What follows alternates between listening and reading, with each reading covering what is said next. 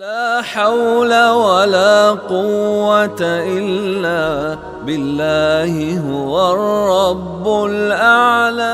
أهلا وسهلا ومرحبا بكم. السلام عليكم ورحمة الله وبركاته. الحمد لله، صلاة والسلام على رسول الله محمد بن عبد الله القائم بحقوق الله ما ضاقت إلا فرجها الله. Amma baad, mpenzi mtazamaji na mfuatiliaji wa kipindi chako pendwa, kipindi hewani ahamiyatu dua, umuhimu wa dua, kipindi ambacho kinakueleza asrari alquran wa asmaillahi alhusna, siri mbalimbali za Qur'ani na majina ya Mwenyezi Mungu Subhanahu wa Ta'ala yaliyokuwa mazuri. Ndugu yangu katika imani, katika kipindi cha leo tutajifundisha surati Yasin mumtazija maa surati almutaffifin. Tutakuelekeza namna ya kusoma surati Yasin iliyochanganywa na surati almutaffifin. Lakini kwa nini surati almutaffifin?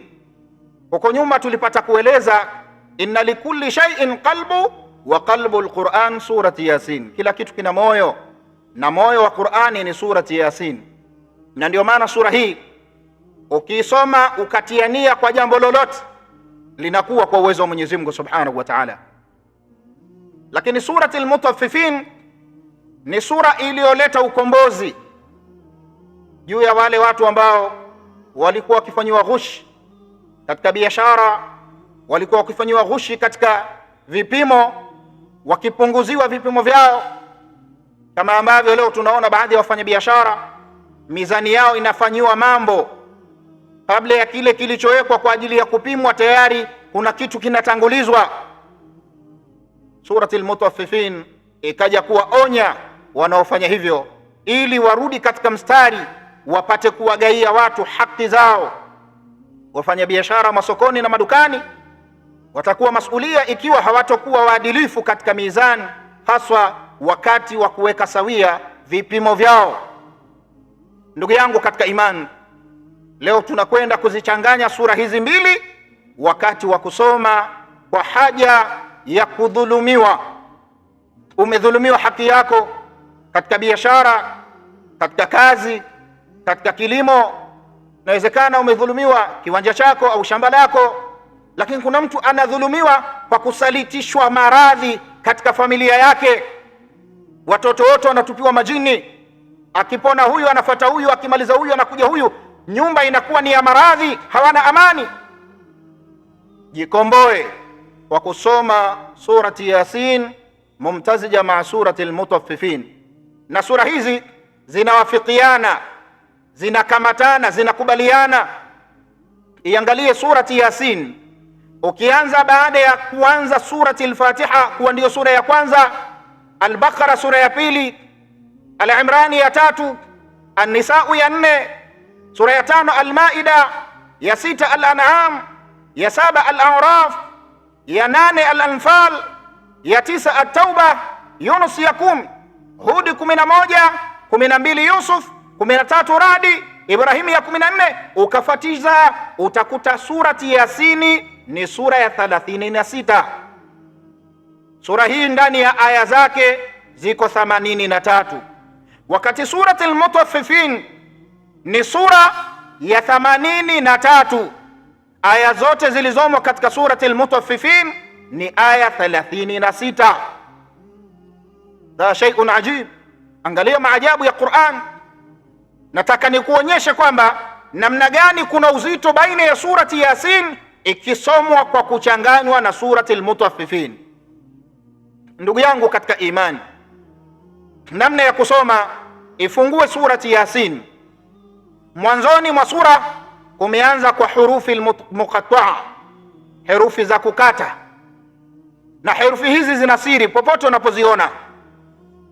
Ndani ya surati Yasin kumetanguliwa na herufi mbili, hurufi al-muqatta'a, al-ya'u was-sin, herufi ye na herufi sin, na zenyewe zina idadi.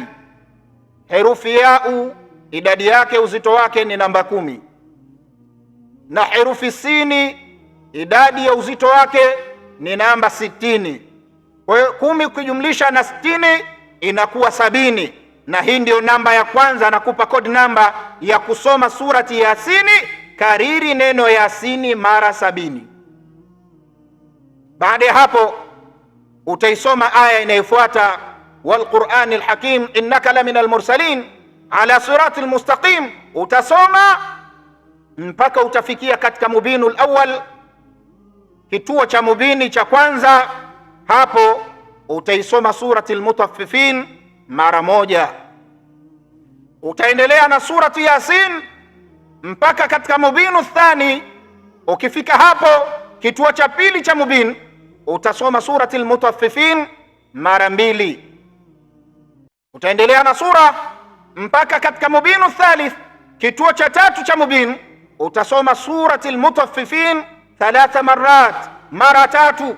Kwa utakwenda kila kituo, ikiwa ni kituo cha 4 utasoma mutaffifina 4, utakwenda mpaka kituo cha 7 utasoma suratul mutaffifina 7. Allahu akbar. Utaratibu huo utasoma mpaka utakapofikia mwisho. Utaikariri aya mpaka mwisho mwa aya ya surati Yasin, nayo ni hii ifuatayo: a'udhu billahi minash shaitanir rajim. Allah anasema fasubhana alladhi biyadihi malakutu kulli shay'in wa ilayhi turja'un. Fasubhana alladhi biyadihi malakutu kulli shay'in wa ilayhi turja'un, na ametakasika Mola ambaye mikononi mwake kuna ufalme na kwake Mwenyezi Mungu ndiyo marejeo. Allahu akbar. Marejeo yako juu ya dhulma uliofanyiwa, rejea kwa Allah kwa kupitia surati Yasin iliyochanganywa na surati al-Mutaffifin. Hilo ni somo la kwanza. Lakini somo la pili, utakapomaliza kusoma surati Yasin ukakamilisha mpaka mwisho, itazame zile herufi mbili zilizotangulia katika hurufi al-muqatta'a zilizomo mwanzo mwa surati Yasin. Sura hii utakapoichukua, hizi herufi mbili zitakuongoza ndani ya sura kwenda kukutafutia aya munasaba zilizowafikiana na hizo herufi mbili. Kuna aya mbili hazifanani wala hazijajirudia rudia kwa kuanza na herufi zile mbili zilizoko katika surati Yasin. Aya ya kwanza ni ile iliyoko katika aya 29. Allah subhanahu wa ta'ala anatueleza baada a'udhu billahi minash shaitanir rajim. Allah anasema ya hasrata ala al-ibadi ma ya'tihim min rasulin illa kanu bihi yastahzi'un. Sadakallahu al-azim. Aya hiyo utaisoma kwa idadi ya herufi ya kwanza ambayo ni harfu yau, utasoma mara 10. Utakwenda katika aya 57, utakutana na aya ambayo aya hii inawafikiana na herufi ya pili iliyoko katika surati Yasin, nayo inasema kama ifuatavyo baada a'udhu billahi minash shaitanir rajim: salamun qawlan min rabbir rahim, salamun qawlan min rabbir rahim. Hii aya utasoma kwa idadi ya hesabu yake iliyoko katika herufi ya pili ambayo ni 60. Kariri kusoma mara 60. Utafanya hivyo siku ya kwanza, utafanya hivyo siku ya pili, utafanya hivyo kwa muda wa siku 7 kama vilivyo vituo vyake ni 7. Lakini kama hilo halitoshi, wakati unasoma katika utaratibu huu, ukishamaliza mwisho kabisa, umemaliza kila kitu, ushatia nia, utamswalia Mtume Muhammadin sallallahu alaihi wasallam mara 70. Dua yako itakuwa imekamilika. Dua hii ni katika hazina kubwa mno, na zamani wazee ilikuwa ukiwafanyia dhulma, ukiwafanyia jambo lolote la kuwaudhi na kuwasumbua na kuwadogesha na kuwanyongesha, anakwambia nitamkabidhi Mwenyezi Mungu, nitamwachia Mungu jambo langu hili.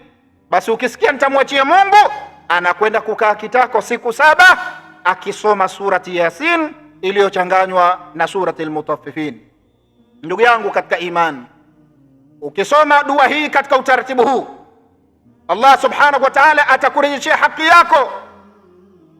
Dhulma utakayofanyiwa, yule aliyekufanyia dhulma atapatwa na misukosuko, na atapata ishara kwamba sababu ya misukosuko ni yule aliyekufanyia vituko hivyo.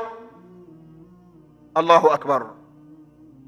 Namuomba sana Mwenyezi Mungu Subhanahu wa Ta'ala atupe ijaba na kabul katika namna ya mahitaji yetu tulionayo na shida tulizokuwa nazo, ili tuweze kukwamuka kwa kutawassal kwa Mwenyezi Mungu Subhanahu wa Ta'ala kwa siri ya Qur'ani na majina yake Mwenyezi Mungu Subhanahu wa Ta'ala. Kwa utaratibu huu tumewasimamia wengi katika mahitaji waliokuwa nayo, na falillahi alhamdu wamepata majibu ya haraka na wameona vitu vikubwa vikiwatokezea katika yale ambayo waliokuwa wamedhulumiwa. Miongoni mwa shurti za kuisoma dua hii, la taf'al illa almustahiqa, usifanye isipokuwa kwa anayestahiki, ay la taf'al illa bilhalal, au usifanye dua hii isipokuwa katika njia za halali. Ikiwa ni njia haramu usifanye dua hii, italeta madhara makubwa na inaweza ikaanza kwako wewe uliyefanya au uliyekaa kitako kuisoma dua hii. Ndugu yangu katika iman, baada ya kuyasema haya, ni kuombe endelee kusubscribe channel yetu kama bado hujafanya hivyo, ili atakapojiri mazuri kama haya uwe wa mwanzo miongoni mwa watakaoyapata. Lakini pia usiache kushare, kulike na kucomment, ili kuweza kueneza ujumbe huu kwa watu wengine. Man dalla ala khairin kafailihi, yule mwenye kusaidia jambo la khairi ni kama aliyefanya. Ndugu yenu katika iman, Sheikh Rajab bin Salim Juma Al-Qushairi Al-Shirazi. Wassalamu alaikum wa rahmatullahi wa barakatuh. La hawla wa la quwwata illa billahi wa ya ni'mal mawla.